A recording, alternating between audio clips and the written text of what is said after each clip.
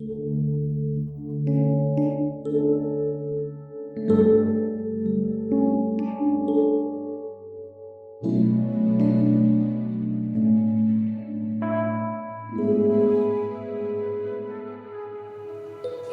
Tuhan, selamat pagi, selamat berjumpa kembali.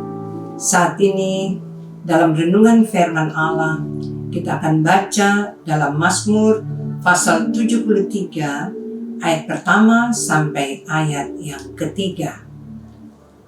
Mazmur Asaf, sesungguhnya Allah itu baik bagi mereka yang tulus hatinya, bagi mereka yang bersih hatinya. Tetapi aku sedikit lagi maka kakiku terpeleset, nyaris aku tergelincir. Sebab aku cemburu kepada pembual-pembual kalau aku melihat kemujuran orang-orang fasik. Haleluya. Saudara-saudara yang kekasih, Asaf kita tahu bersama. Kalau kita baca di dalam kitab Tawarikh, Asaf itu adalah penyanyi di rumah Tuhan. Namun saudara-saudara, tidak menjamin ketika mereka sebagai penyanyi-penyanyi dapatlah dikatakan yang melayani di rumah Tuhan tidak menjadi lemah. Mereka juga bisa menjadi lemah. Mengapa? Karena dalam ayat yang ketiga, sebab aku cemburu kepada pembual-pembual kalau aku melihat kemujuran orang-orang fasik. Asaf ketika melihat kemujuran orang-orang fasik, dia cemburu. Sebab itu, mari kita lihat apa yang firman Allah katakan tentang orang fasik. Kita justru bersyukur kita hidup sebagai orang benar. Nah, dalam Mazmur pasal pertama ayat yang pertama, Mazmur pertama ayat yang pertama, kita baca langsung saja ayat yang keempat, lima, enam, Mazmur pasal pertama. Bukan demikian orang fasik, mereka seperti sekam yang ditiupkan angin. Sebab itu orang fasik tidak akan tahan dalam penghakiman. Begitu pula orang berdosa dalam perkumpulan orang benar. Sebab Tuhan mengenal jalan orang benar, tetapi jalan orang fasik menuju kebinasaan. Jelas firman Allah mengingatkan kepada kita bahwa kita tidak perlu cemburu kepada orang fasik karena sebagai orang benar kita memiliki jaminan Tuhan mengenal jalan orang benar. Jalan orang fasik menuju kebinasaan. Nah, sebab itu kita sebagai anak-anak Tuhan maupun sebagai pelayan-pelayan kita harus semakin dekat dengan Tuhan, semakin punya hubungan yang intim dengan Tuhan, mengenal Tuhan kita sesungguhnya, sehingga kita tidak mudah cemburu, tidak mudah kecewa ketika melihat ada orang-orang yang diberkati, padahal dia bukan orang beriman seperti kita, bukan orang yang percaya kepada Tuhan seperti yang kita percaya kepada Tuhan kita. Kita harus punya keyakinan iman yang sungguh. Dengan cara apa? Dengan cara ketika kita mempunyai hubungan yang lebih erat lagi, ada pengalaman-pengalaman bersama dengan Tuhan. Dalam ayat yang pertama saya baca kembali, sesungguhnya Allah itu baik bagi mereka yang tulus hatinya. Tuhan itu baik bagi setiap orang. Apalagi ketika kita melayani Tuhan dengan sungguh-sungguh, dengan ketulusan hati.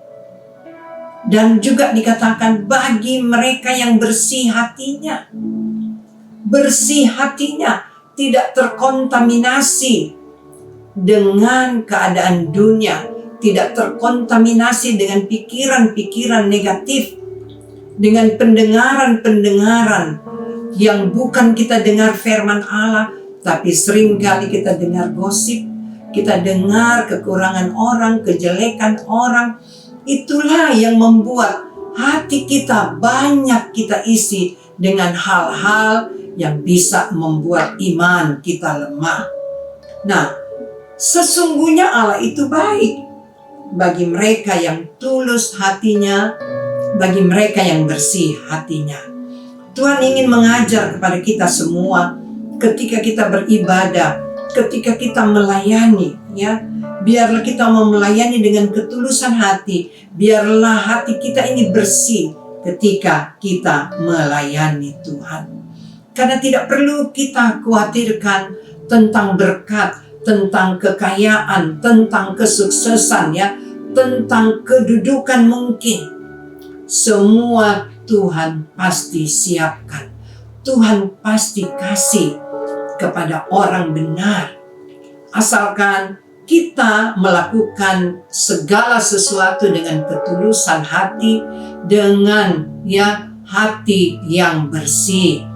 Puji Tuhan, biarlah di hari yang baru ini segala sesuatu yang kita lakukan biarlah dengan ketulusan hati, dengan kebersihan hati kita. Kita mau membuang semua yang kita telah simpan di dalam hati kita, kebencian, kemarahan, kita mau buang itu semua. Itu sama seperti sampah. Hati ini tempat firman-Nya, tempat Allah Roh Kudus berdiam. Dan kita harus bersihkan semuanya supaya benar-benar firman itu mau tinggal di dalam hati kita yang bersih. Firman itu mau masuk di dalam hati kita yang bersih. Di dalam 1 Korintus pasal 3 ayat yang ke-16 dikatakan demikian. Tidak tahukah kamu bahwa kamu adalah bait Allah dan bahwa Roh Allah diam di dalam kamu? Saudara-saudara yang kekasih, kita harus tahu bersama bahwa tubuh kita ini adalah bait Allah dan Roh Allah diam di dalam hati kita, di dalam hidup kita. Kita mau buang semua. Kita minta tuntunan kuasa Roh Kudus membuang semua akar pahit, hal-hal yang tidak baik yang kita simpan, dendam, iri hati, kecemburuan. Kita semua mau buang karena itu sampah. Puji Tuhan, di hari yang baru ini kita mau benar-benar hidup hati kita ini diperbaharui. Mari kita satukan hati, kita akan berdoa. Bapa kami yang ada di dalam sorga, hati kami terangkat kepadamu ya Tuhan, menyadari akan setiap kehidupan kami, tingkah laku perbuatan kami ya Tuhan, bahwa sesungguhnya Engkau selalu memberikan kami waktu, memberikan kami kesempatan.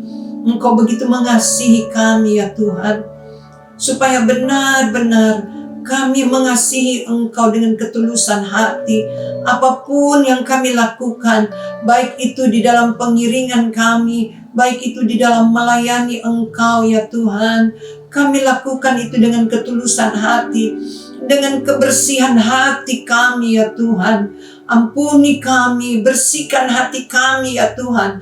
Kalau ada hal-hal yang tidak berkenan, kalau ada yang menghalangi iman kami, ya Tuhan, tolong bebaskan ya Tuhan. Di dalam nama Tuhan Yesus Kristus, pulihkan hati-hati kami, sehingga benar-benar ya Tuhan, hati kami ini tulus di hadapan hadirat-Mu, bersih ya Tuhan.